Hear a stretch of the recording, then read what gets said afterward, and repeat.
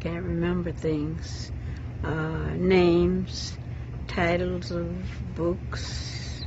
78-year-old Dorothy Davis was having trouble with her memory. She was afraid it was more than just an age thing, that it could be something much worse. You're getting older, you think you're losing it.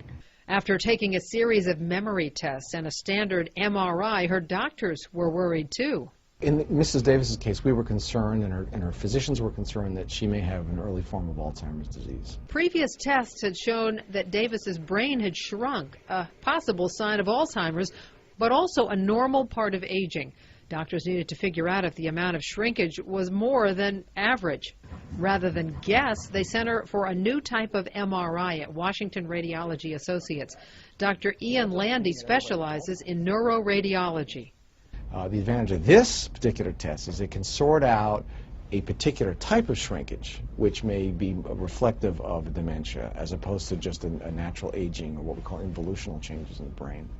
The new test, called NeuroQuant, scans the brain, color codes each part, and measures its volume. Then doctors are able to closely look at the temporal lobe, which is associated with memory, some cognitive functions, and emotions.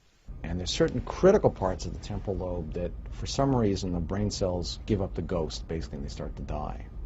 And so that part of the brain becomes smaller, or atrophied is the term that we use in clinical practice. Once doctors have a patient's temporal lobe measurements, then they can compare it to other people in the same age group and determine if their patient has Alzheimer's.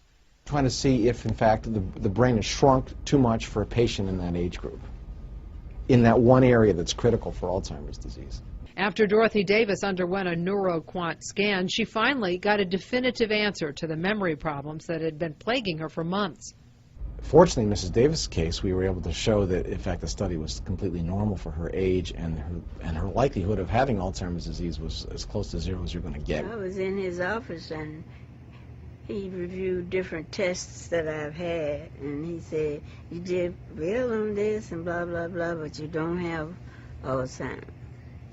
Yay! We were really happy.